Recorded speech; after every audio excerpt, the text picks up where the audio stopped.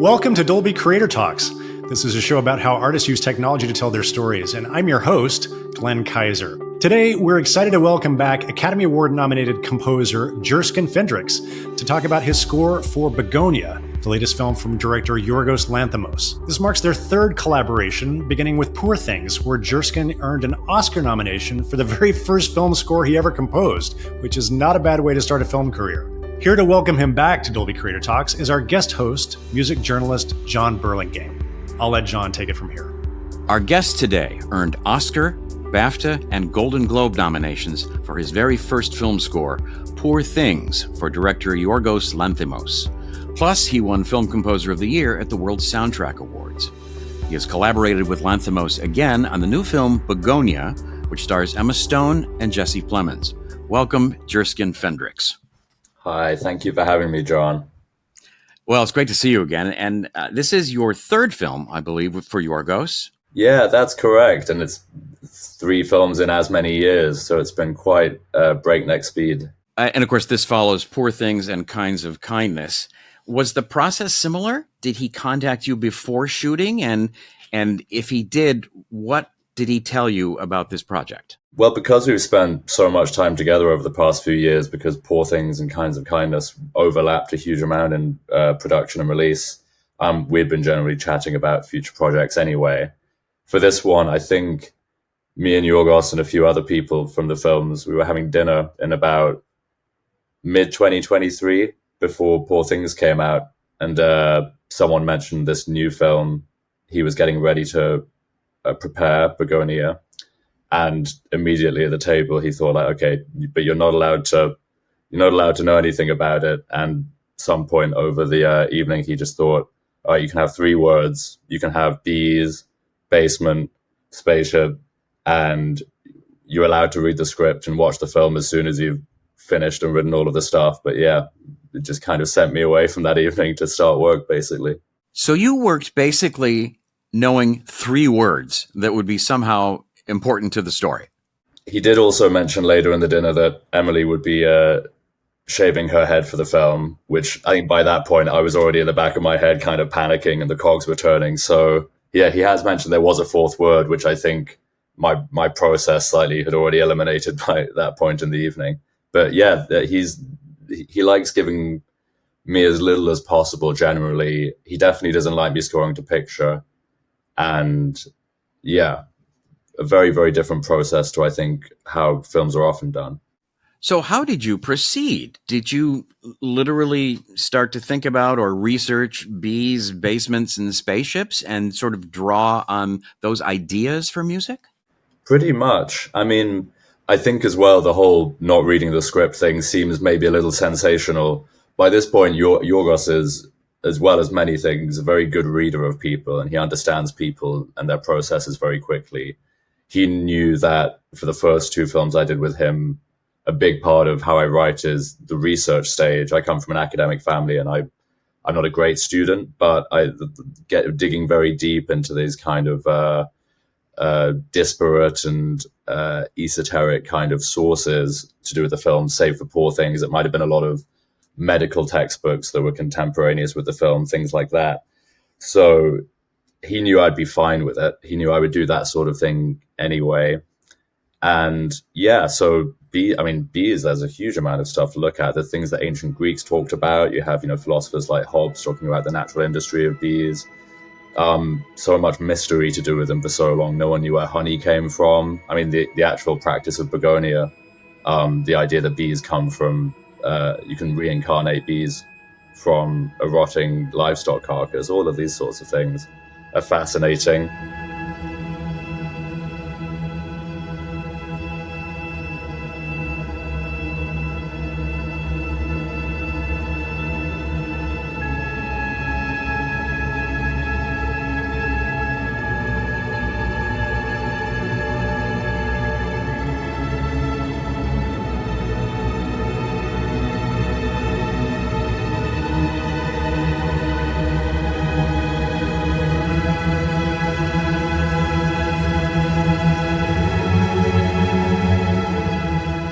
I chatted to a lot of my architect friends asking for, these conceptual ideas about basements, looked a lot at this guy Gaston Bachelard, who wrote a book called The Poetics of Space, who talks about the ideas of how a house mirrors the universe and like what the idea is between the basement of the universe and the attic of the universe, which I think, then you combine that with the spaceship idea, these different altitudes.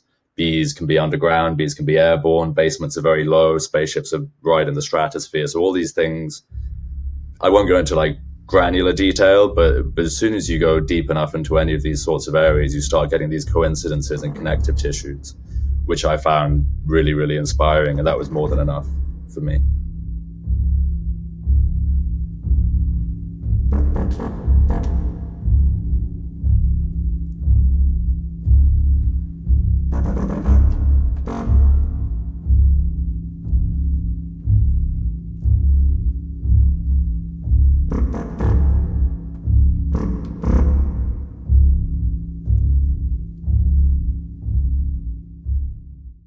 We probably should tell our audience exactly what the movie is about, now that we've talked about bees, basements, and spaceships. Yes.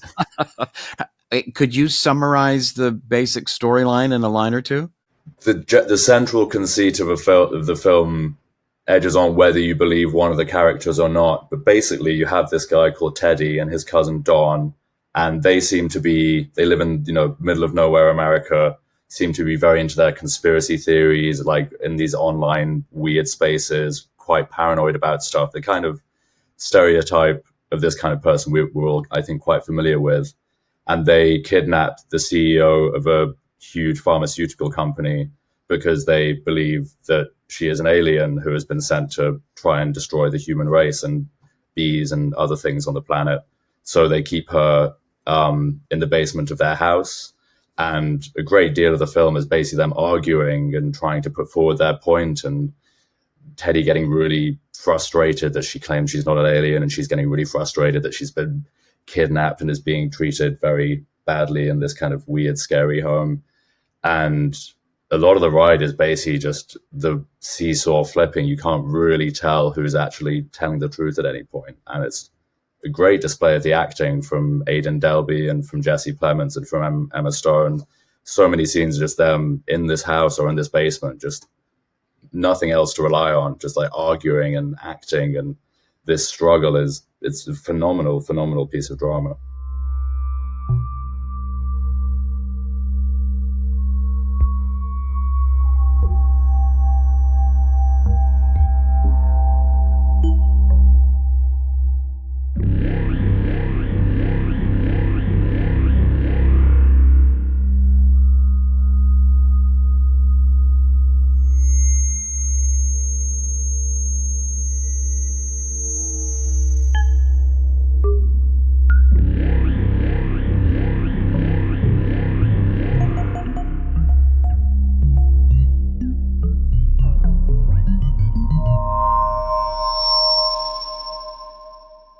So, did you, as you had done before for Yorgos, write and record all of your music prior to shooting? And did you learn anything more before you needed to go in and record? Not particularly. I mean, everything was written, and I think we had 2 days of orchestral recording. The first one was done as well. By the time I was invited into the circle of people who knew what the plot was and knew what was happening, and so it was a very blind process in a lot of ways. I think there's something mischievous about it as well, being held back like that. Like, it is kind of fun, and it's the stakes are whatever you choose them to be. We'd also discussed, and this was a bit before he even mentioned the 3 words, that for this film, because for Poor Things and Kinds of Kindness I'd used some slightly unusual instrumentation, we thought just having a straight, very big symphony orchestra would be a fun idea. We'd discussed this before, and Yorgos said, this feels like the right film for it. You go away, work out how many people you need. You can have, we'll work out the budget later. Just give yourself a big orchestra. And in terms of how Yorgos directs, again, it sounds silly to keep this information, but he knows my ego well enough that if he was to give me a 90-piece orchestra, I would probably do something very, melodramatic with it. I probably wouldn't do anything particularly subtle or tame. So if he wanted a score that is really bombastic, the only thing he needed to do was give me free rein with a big orchestra, basically.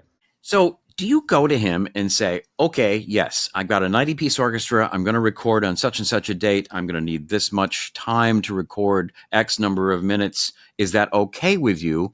Or does he really say, whatever you want, whatever you think, that's what we'll go with? Yeah, to an extent. I mean, orchestral time is expensive. And also it's a big amount of resource to go in blind. I did make a lot of sketches and demos of the directions of the pieces I had. And as is usual with Yorgos and I, he'll go through them and he'll say yes or no. And if he says yes, then I go ahead and record it. And if he says no, then I don't. And that's the extent of the feedback at that point. So how big was the orchestra? And was it an organized group in London? Yeah, it was, I'd say about 90 people. It was the London Contemporary Orchestra, who are a fantastic, fantastic group of musicians. They have the very rare combination of being technically, at the top possible standard of session orchestral players, but also very, very creative, very playful. There's not much of a sense of there are some orchestras, especially in Europe and so on, where they have a little bit too much dignity, perhaps, and in their I'm not digging on these orchestras. They're fantastic players, but I think to have a bit too much of a sense of nobleness about what you do, or self-importance perhaps, which is fine. But these guys are they're up for embarrassing themselves a great deal. They are they'll do the percussion section extremely experimental. You'll try and get them to do stuff which seems impossible. They'll work it out. The brass section was doing stuff that was really unusual, and also stuff that's really tricky, like where they're really struggling with breath and articulation because of the extremeness of some of the music, and they'll go for it. They won't complain. They won't say they can't do anything. They'll just jump in, and the adventurousness and the creativity of London Contemporary Orchestra is really paramount to this score. The score is so interesting in the film because it's often, I guess for want of a better term, pretty loud and sometimes almost over the top. I mean, it seems, and I don't like particularly to use the word bombastic, but there is some sort of grand scale music making going on here. And I wonder if you can talk about why you felt that was right. Well, again, one of the reasons that I am often kept away from, say, seeing a scene or scoring for a particular thing in any of the films I've done with Yorgos is that I don't have a director's imagination. I don't have the sense of, pairing or juxtaposition or whatever that is one of the things that makes Yorgos such a unique filmmaker. And if I had known the film would involve a great deal of dialogue and would be quite bottled, quite contained, I would have probably approached the score very differently, and I might have written a lot more stuff that would have allowed the acting space.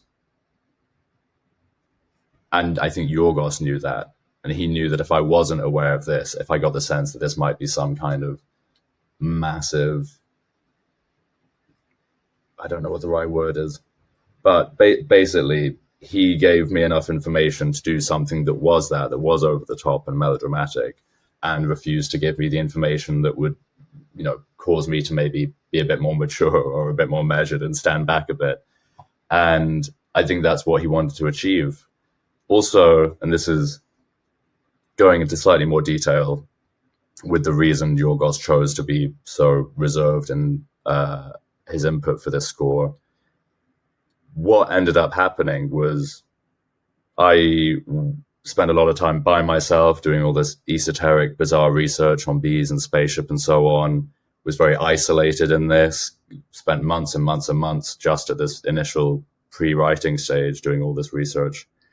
And I knew that a lot of meetings were happening. I knew that the film was being made, that pre-productions, that none of which I was allowed to be privy to. I was starting to get a bit paranoid. I was starting to get a bit angsty about things, and all I was doing was really hoping what I was doing was right. And then I saw the film, saw the script, and I saw this guy who was doing all this research and is a real loner and is, getting really paranoid, but just really hoping that all his effort he's putting into it means it's right. And I thought, oh, hold on a second, this seems really familiar actually to the last year or so of my life. And so I think the reason that a lot of the music actually echoes the psychology, especially of Teddy, this kind of really frantic grandiosity, but paranoia and so on, this is because I was basically in the same position for at least a year by, virtue of Yorgos's direction. So he's directing you like he would direct one of his actors. I mean, this is my interpretation. He'd never give his cards away, otherwise he'd lose all power over me. But I mean, my interpretation is that this is almost a form of method composition, that I'm basically put in the same position so I can actually really live this similar ballpark psychological experience. What I really love about this is that he's asking for another artist to contribute something to his film that he doesn't know what's going to happen. He doesn't know what to expect. He's giving you some directions. You come back with something, and he's happy to incorporate it into this overall work. And the level of trust and confidence, and also the level of risk involved, is so fascinating to me from a sort of creator's point of view. Can you talk about that? It's a really fascinating thing to see. All the work I'd done before I met Yorgos and started to work with him, I think I had been very control freak is one word, but like really insistent on being granularly involved in every aspect of, mixing, production, if it was to do with a stage thing, being all over everything and feeling like everything was going to slip away unless I was constantly investigating every little furrow of all my collaborators' processes. Seeing how Yorgos works, which is basically, as far as I can tell, he spends a great deal of time choosing the person he wants, the actor, the cinematographer, the set designer, the musician, whatever. A lot of time very carefully setting out the pieces. And as soon as it comes time to do it, he just gives total freedom. And that's not unique to me. It's unique to every head of department, every actor, person shooting it, the script writer to a great extent as well when he uses them. That's a really powerful thing. And it seems counterintuitive to a layman or more of an amateur like myself. But then when I started doing it, say for Poor Things, I realized being given that amount of trust gives you have to be so much more responsible. You can't come up with a half-assed sketch and then hope that you're going to get to discuss it with him and say, oh, maybe this should be more for clarinets. Oh, let's expand this thing.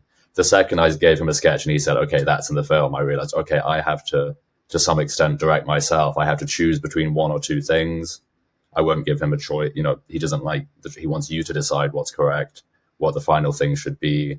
And you quickly learn with Yorgos, you're in charge of your department. That makes you work a lot harder, but also I think it makes the work you do far, far more impressive and far more final, because you're not waiting for someone to hold your hand. You're not waiting for someone to kind of, oh, you got a problem, I'll let Yorgos help me with the problem. You have to solve everything. So I understand you conducted? I did conduct. What is that like, standing in front of 90 London musicians conducting? It's pretty good. I think, yeah, if you have any potential leanings towards an ego, it really fuels that fire.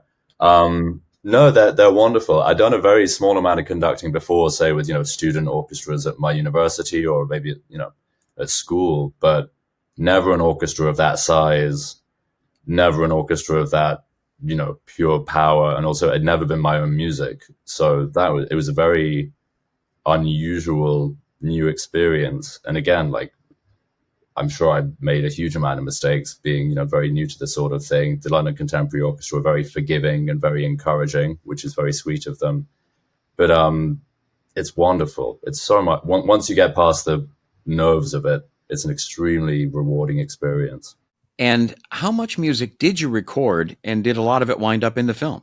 I think the majority of the music we recorded ended up in the film. It was very... more so than the last two films I've done with Yorgos, it was very butchered for the film because the way in which it ended up being used required it to have, there wasn't very much underscoring. It was a lot of very sudden, punctuative pieces. And it's quite hard to write those well. What I tend to do is write a very long piece, and then Yorgos and his editor, also Yorgos, can extricate whatever they need from that. And often, because I know this is going to happen after recording, I'll write in a quite modular way, where there'll be natural pauses, or the way in which the harmonic sequences work means that you actually can basically splice and butcher and restructure certain bits without it sounding too bizarre. So that's what I did for the soundtrack album. For the first time, we've actually released the full orchestral suites rather than the bits the way in which it was cut up for the film. So, oh yeah, that's great. Yeah, which I'm very happy about. I think it makes sense rather than having like 30 10-second pieces of music. So for context, like seeing the film and then maybe listening to the album and hearing like, oh, this is from this piece, but this is the 2 minutes of this piece of music that justifies this part. But in the film, it was necessary to just have this, sucker punch at a certain point. So, yeah. Did Yorgos play any of your music on the set?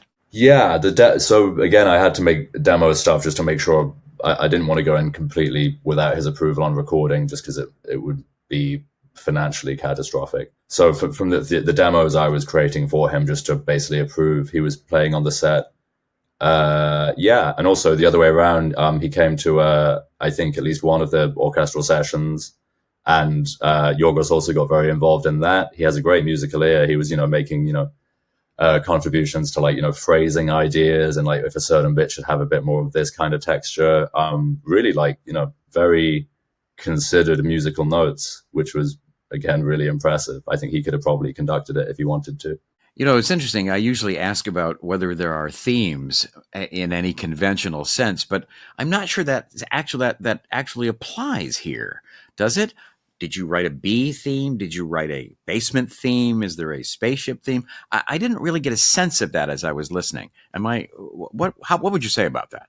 I think the way in which I divided it up between the words was more like, it was more the conceptual direction I wanted to go in for each third of the research. And as I expected, a piece which I would have written, say, if I was thinking about certain geometric ideas for a basement sort of thing, that wouldn't have been used in the correct bit. There's music near the end of the film, which is for us, from a certain point of research, which is used for almost the exact opposite purpose. So again, it's not, I find these are great prompts, but it doesn't mean that they're necessarily wedded to any particular part.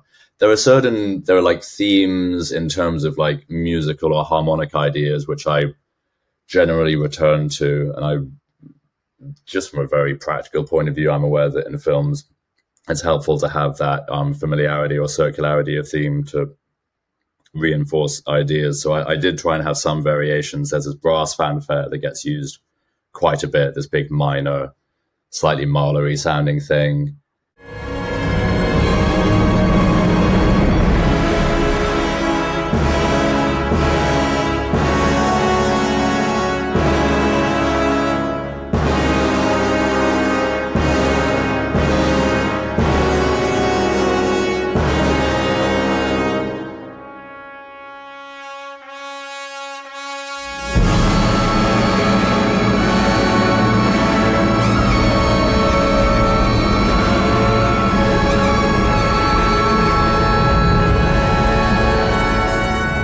Say like there are these flashback scenes in black and white that have this extremely sad, lamenting glissando portamento-y kind of string piece, which I did a few versions of.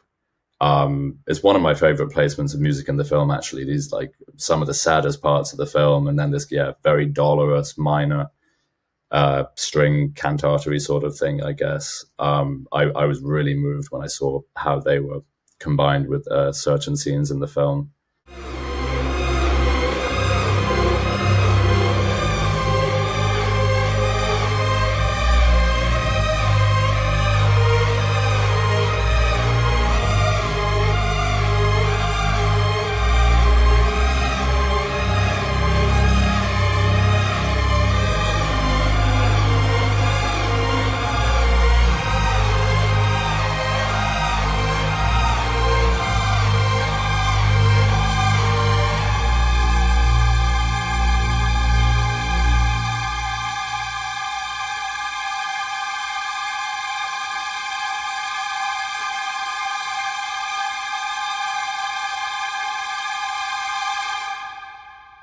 And yeah, also like a lot of things which are just these sudden big noises for, say, title cards or whatever, these like very heavy, this came from the idea of one connective tissue I found is that with apocryphal bee lore, there's a thing called tanging the bees, where if you apparently like hitting a certain kind of metal, maybe bronze, near a beehive would cause them to swarm in a certain way. So you had the idea of tanging the bees, basically these huge percussive metal sounds.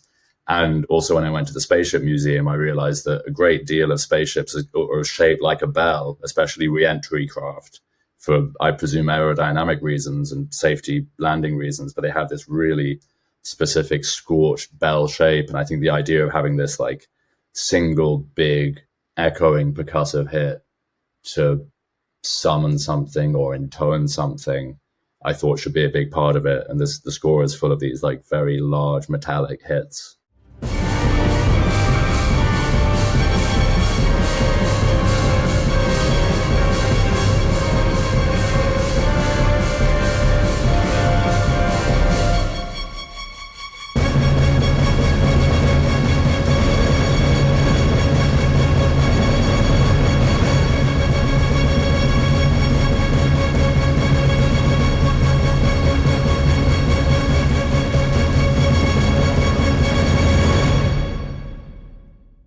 That's fascinating to me. The first single off the soundtrack album to be released was titled Star, Saliva, and Industry. And they're the sort of these wonderful piping flutes at the very start of the piece. What do those titles refer to? And can you talk in general about what that piece was intended for? This is, it's a big piece. And I think I'm jamming in a great deal of the early research I did about bees into this. I think this is one of the first pieces I wrote for the film. Star Saliva is to do with one of the really fun things when you read like Pliny the Elder or Aristotle and so on, and their ideas about biology. Some of the stuff they say is kind of correct, and some of the stuff seems like it should make sense, but it's obviously completely wrong. But it's so poetic and creative in the way they've interpreted the natural world, and I find that so beautiful to read. So like Pliny, for example, no one knew where honey came from. It just seemed like bees went out, came back, and honey appeared. He assumed it came from the sky, and he referred to it as the saliva of the stars. And he said like bees have to go out before a certain star comes up, but after a different star comes up, and this is where they collect this latent honey that's in the atmosphere, and they come back and they synthesize it in their hives. And I thought that was a gorgeous idea. And also the idea of honey dripping down from the stars for these themes felt, it was such an amazing image to stumble across.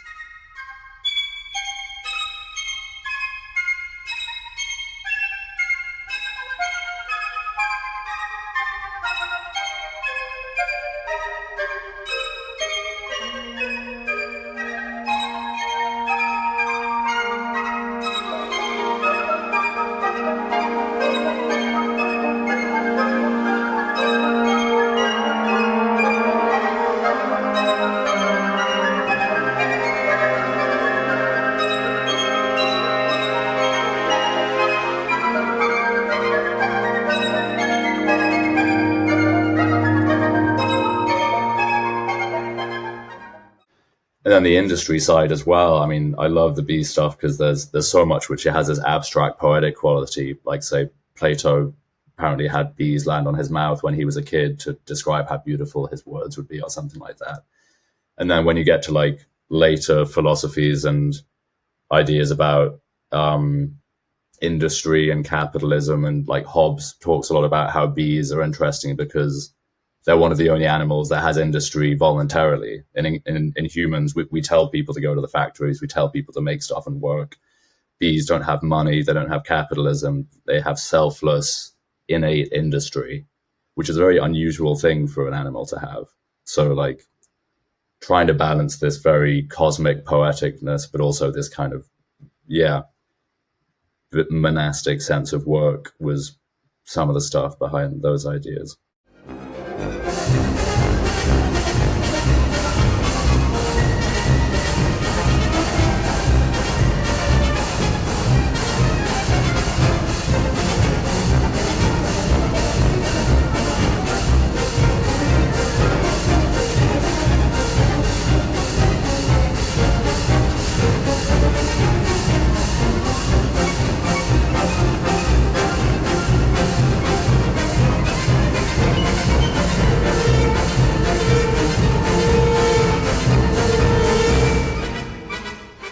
It's just wonderful to be inspired by ideas like this and then have that art somehow contribute to an entirely different piece of art that you knew nothing about. For me as a musician, being able to have the freedom to find those ideas and be inspired and write these very long pieces that will work in the film it's a huge joy.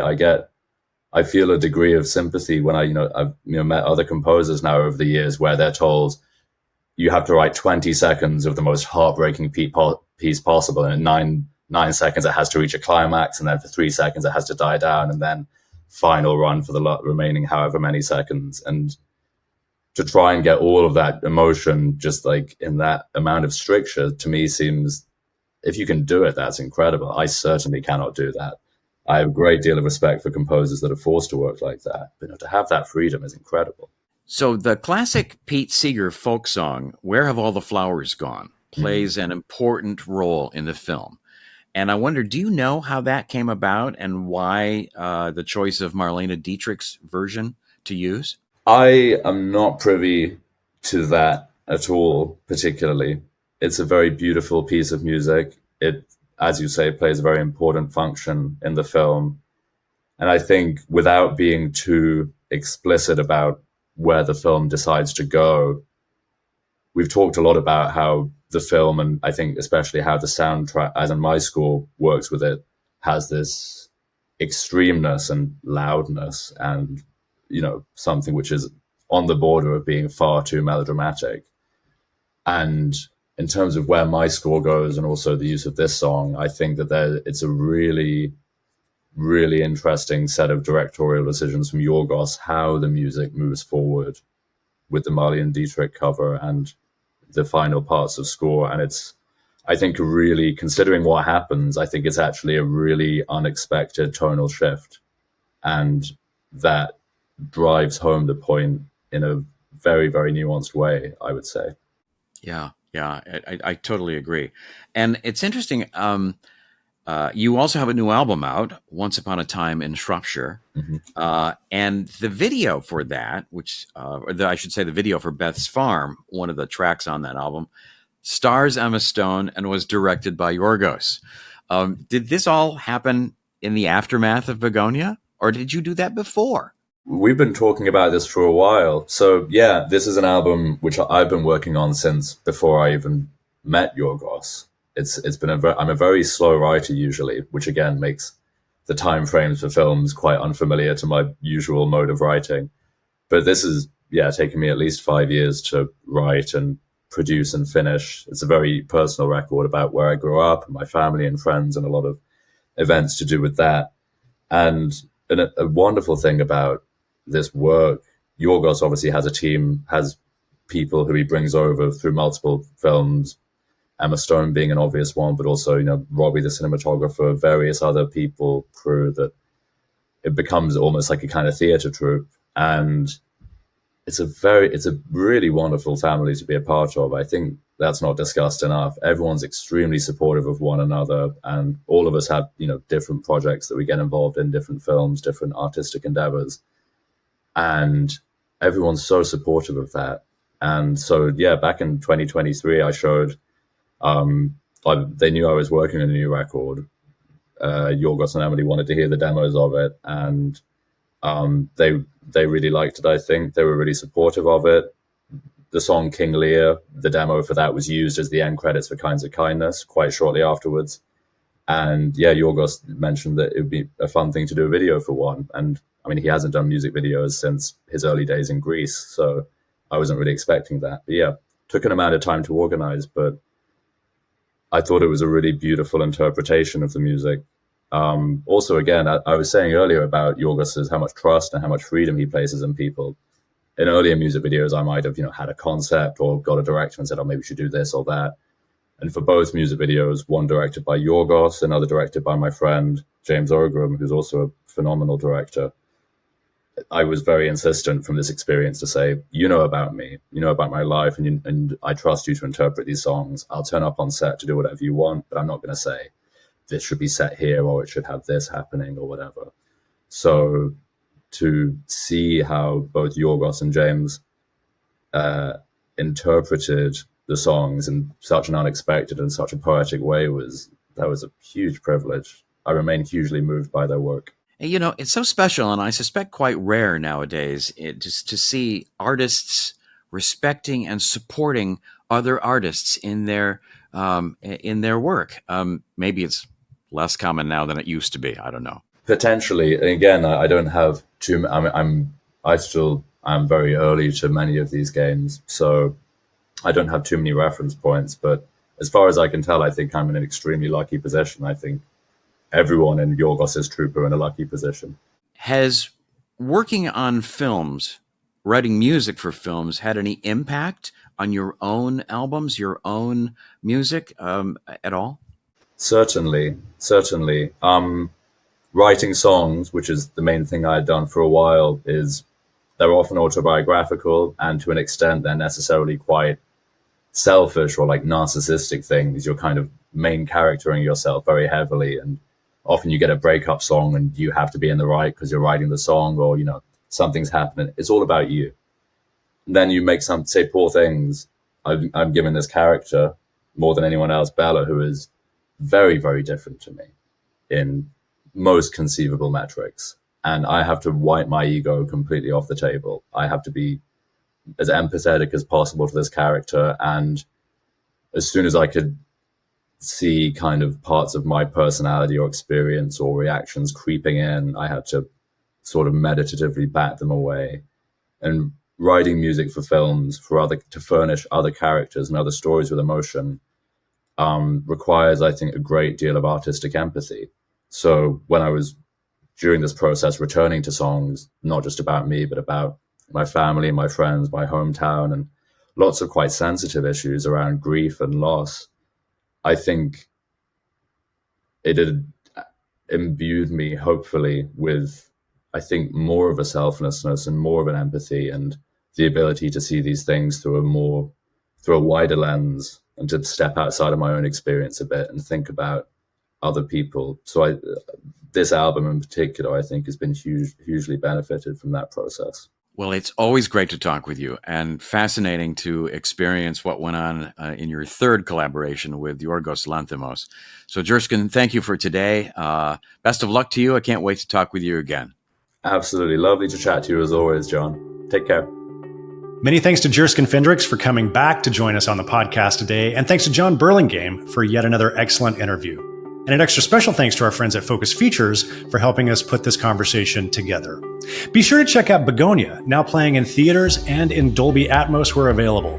We'll have links, as always, in our show notes. And since this is Jon's second interview with the composer, you can also find links to their first conversation about Poor Things in our show notes, as well as links for our interview with director Yorgos Lanthimos and sound designer Johnny Byrne about the sound of Bugonia, which we released just a few days ago. We'll have that and even more conversations with artists and filmmakers about how they use technology to tell their stories coming up on all the major podcasting platforms, including the video version on YouTube. You can find links for the podcast in our show notes, or you can simply search for Dolby wherever you get your podcasts. If you're curious to know more about what we do at Dolby Creator Lab, head on over to dolbycreatorlab.com. There you'll find information about all of our programs. You can access the entire library of episodes of the show, and you can sign up for our mailing list. Until next time, this is Dolby Creator Talks. I'm your host, Glenn Kaiser. Our producer and editor is Michael Coleman. Our executive producers are Amanda Schneider and Jack Ferry, with additional editing by Matt Nixon. And our production coordinator is Karen Marroquin. Thanks for joining us.